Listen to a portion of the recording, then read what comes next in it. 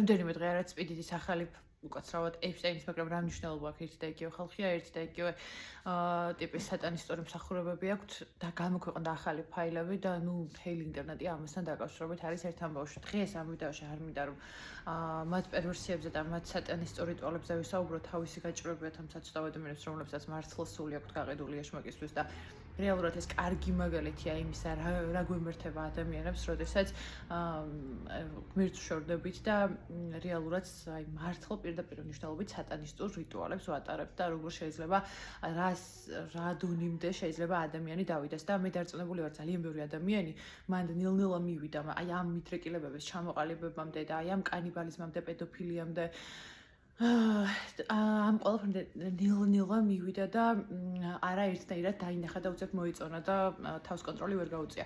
არა, რეალურად ნაბიჯ-ნაბიჯ ხდება ხოლმე როგორც წესი, აი ასეთ საქმეებში ჩართვა და ნუ მე რეალურად გვიკვირს რომ აი თუნდაც ისტორიიდან რომ როგორ შეეძლოთ ადამიანებს ამის მონაწილენი და თანაზიარნი გამختარიყვნენ. რეალურად დღესაც ხდება ეს ყველაფერი და ბაალის კულტი დღესაც ძალიან აქტიურია. უბრალოდ ერთი კონკრეტული საკითხისკენ მინდა მივაკვიროთ თქვენი ყურადღება, როგორც წესი ეს ყველაფერი ხდება ჩვენს თვალწინ. ანუ კი ბატონო, გარკვეულ შემთხვევებში თითქოს ესე მასშტაბურად ახალი აღმოჩენაა ხოლმე რომ თუნდაც რაღაც გარკვეულ კუნძულზე რა შეიძლება ხდებოდეს და რა მასშტაბის დემონურ რიტუალებთან მქონდეს საქმე, მაგრამ რეალურად ძალიან დიდი ნაწილი დაფარული საერთოდ არ არის და ეს ყველაფერი ჩვენ თვალწინ ხდება. თუნდაც გავიხსენოთ ბალენსიაგას კამპანია და ბოლო რამდენიმე თვეა რეალურად ბალენსიაგას რეპუტაცია ასე ვთქვათ ცდილობენ რომ აღადგინა ხო დევნე გვასალიასაც აბრუნებენ და ნუ ყველაფერი გაგახსენებთ რომ ეს იყო gift shop კამპანია რომელიც იყო 2023 წლებში დაახლოებით, როდესაც აშკარა პედოფილის ნიშნები შეინიშნებოდა ბავშვებთან დაკავშირებით სურათებზე შემზარავი რაღაცები იყო გამოსახული და ეს ყველაფერი იყო როგორც კამპანია, ერთ-ერთი ყველაზე ცნობილი ბრენდის მსოფლიოში.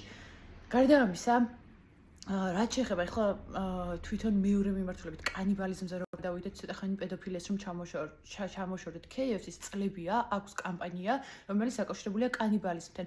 თუნდაც ბოლო რეკლამა რომ გავიხსენოთ, როცა ტბაში რაღაც ტბასთან რაღაც რიტუალს ატარებენ ადამიანები და ადამიანი ჩადის ტბაში და იქიდან ამოდის ქათმის ფრთა. სარწყის მანქანაში შედიან აყრიან ადამიანებს, რაღაც მსგავსი შინაარსი იყო ეგ რეკლამა არ მახსოვს.